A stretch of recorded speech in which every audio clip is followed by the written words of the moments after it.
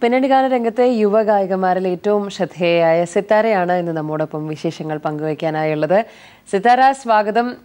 കുറെ നാളായി സിത്താരയെ കേരളത്തിലൊക്കെ കണ്ടിട്ട്. എവിടെയായിരുന്നു?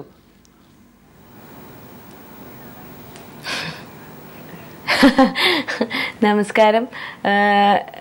ഞാൻ ഇവിടെയൊക്കെ തന്നെ ഉണ്ടായിരുന്നു. കുറച്ച് ദിവസങ്ങളിൽ മാത്രം പുറത്തൊരു പരിപാടിയായിട്ട് US-ലെ മ്യൂസിക്കൽ ടൂർ അങ്ങനെ പോയിരുന്നു, അത്ര മാത്രം. യാത്രയുടെ വിശേഷങ്ങളും പ്രോഗ്രാമിന്റെ ആ ഒരു അനുഭവമൊക്കെ ഒന്ന് പങ്കുവെക്കാമോ? തീർച്ചയായിട്ടും വളരെ നല്ലൊരു ട്രിപ്പായിരുന്നു. ഒരു മ്യൂസിക്കൽ ഷോ ആയിരുന്നു.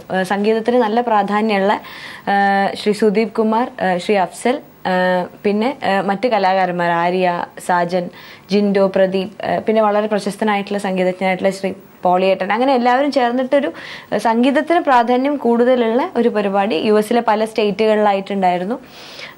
ഞാൻ ആദ്യമായിട്ടാണ് US-ലൊരു പരിപാടിക്കായിട്ട് പോകുന്നത്. അപ്പം അവിടുത്തെ ഓഡിയൻസിനെ കുറിച്ചിട്ടുള്ളൊരു കേട്ടുകേൾവി മാത്രമേ ഉണ്ടായിരുന്നുള്ളൂ.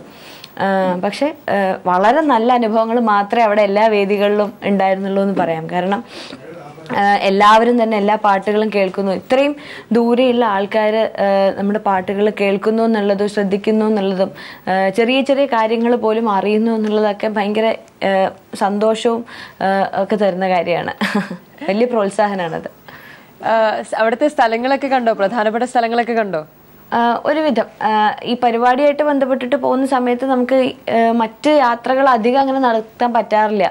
മിക്കപ്പോഴും പരിപാടിയുടെ ഒരു ഹെക്ടിക് സ്കെഡ്യൂൾ ഇങ്ങനെ പോയിക്കൊണ്ടിരിക്കുന്നുണ്ടാവും. അപ്പം അതിൻ്റെ ഇടയിൽ പരമാവധി പുറത്തൊന്നും അങ്ങനെ ഇറങ്ങി നടക്കാതിരിക്കാനൊക്കെ നോക്കേണ്ടി വരാറുണ്ട്. കാരണം ശബ്ദത്തിനൊന്നും പ്രശ്നം പറ്റാണ്ടിരിക്കാൻ. എന്നാലും US-ൽ പോയതിൻ്റെ ഒരു ആവേശത്തിൻ്റെ പുറത്ത് കുറേ സ്ഥലങ്ങളൊക്കെ കണ്ടു. നയാഗ്ര തീർച്ചയായിട്ടും കണ്ടു. അതിന്റെ ഭാഗമായിട്ട് ചെറിയ ചെറിയ അസുഖവും പിടിച്ചു. അതൊരു മുൻകൂർ ജാമ്യമാണോ? കാര്യം എന്തായാലും ഇപ്പൊ രാവിലെ ഞാൻ പാടാൻ ചോദിക്കുന്നുള്ള കാര്യത്തിൽ ഒരു ഉറപ്പുണ്ടല്ലോ.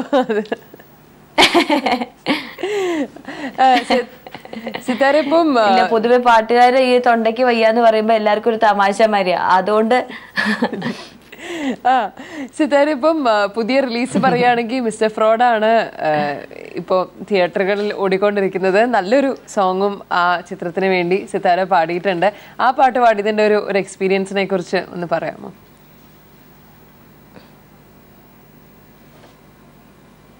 തീർച്ചയായിട്ടും അത് ലാലേട്ടൻ്റെ ഒരു സിനിമയിൽ പാടുക എന്നുള്ളത് എല്ലാവരും വളരെയധികം ആഗ്രഹിക്കുന്ന കാര്യമാണ്. നമ്മളൊന്നും ഇപ്പം ഞാൻ പാടി തുടങ്ങുന്ന സമയത്താണെങ്കിലും പാടുമ്പോഴൊന്നും അങ്ങനത്തെ ഒരു തരത്തിലുള്ള സ്വപ്നങ്ങളൊന്നും ഉണ്ടായിരുന്നില്ല.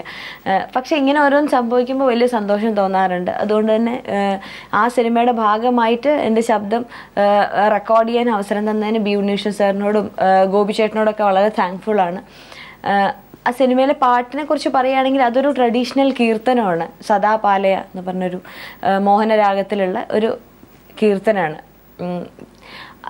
അതിൻ്റെ ഒരു ട്രഡീഷണൽ ഫോമിലാണ് അവതരിപ്പിക്കപ്പെട്ടിരിക്കുന്നത് പറയാൻ പറ്റില്ല. അതിൻ്റെ ഒരു ലൈറ്റർ സിനിമാറ്റിക് അഡാപ്റ്റേഷനാണ് സിനിമയ്ക്ക് വേണ്ടി ചെയ്തിരിക്കുന്നത്. എനിക്ക് തോന്നുന്നു ഉണ്ണീഷൻ സാറാണ് ഇങ്ങനെ ഒരു ഐഡിയ പറഞ്ഞത്, ഇങ്ങനെ പാടണം എന്നുള്ളതും പറഞ്ഞത്. സിനിമകൾക്ക് വേണ്ടിയിട്ട് എപ്പോഴും പാടുമ്പോൾ നമ്മൾ എല്ലാ ജോണർ എന്ത് മ്യൂസിക് ആണെങ്കിലും സിനിമയിൽ വരുമ്പോൾ അതിൽ സിനിമയ്ക്ക് വേണ്ടിയിട്ടുള്ളൊരു വേർഷനാണല്ലോ എപ്പോഴും അവതരിപ്പിക്കുക.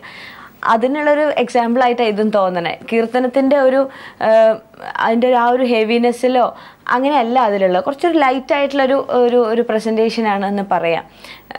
അതങ്ങനെ വേണം എന്ന് പറഞ്ഞുകൊണ്ടാണ് അങ്ങനെ ചെയ്തിരുന്നത്. അത് ആളുകൾക്ക് ഇഷ്ടമാവുന്നു എന്നുള്ളതും ഗോപിച്ചേട്ടൻ്റെ ഒരു പ്രോഗ്രാമിങ്ങിലും ഓർക്കസ്ട്രേഷനിലും അത് വരുമ്പം ഇഷ്ടമാവുന്നു എന്നുള്ളതിൽ വളരെയധികം സന്തോഷമുണ്ട്. പാടാനുള്ള ശബ്ദത്തിനുള്ള ഒരു ബുദ്ധിമുട്ടിനെ കുറിച്ച് പറഞ്ഞു. എന്നാലും ഞാൻ ചോദിക്കുകയാണ്, ആ പാട്ടിന്റെ ഒരു 2 വരി പാടിത്തരാമോ?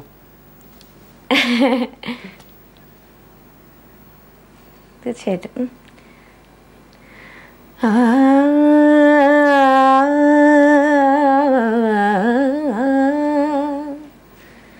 സദാ പാലയ സാരസാക്ഷി, സദാ പാലയ സാരസാക്ഷി, സമാനരഹിത സമാനരഹിത മോഹനാംഗി, സദാ പാലയ സാരസാക്ഷി. സിത്താര ഇപ്പോ ഞാൻ പറഞ്ഞല്ലോ ആ കീർത്തനം അതിന്റെ ഒരു ശരിയായിട്ടുള്ള പാഠത്തിന്റെ ചിട്ടയിലോ അല്ല സിനിമയിൽ അവതരിപ്പിച്ചിരിക്കണേ, അതിന്റെ ഒരു ലൈറ്റർ വേർഷൻ അത്ര മാത്രം. തീർച്ചയായും ആ ലൈറ്റർ വേർഷൻ പ്രേക്ഷകർ അംഗീകരിച്ചു എന്ന് തന്നെയാണ് കരുതുന്നത്. മനോഹരമായ വിഷ്വൽസുമായിരുന്നു ഈ പാട്ടിന്റെ മറ്റൊരു പ്രത്യേകത.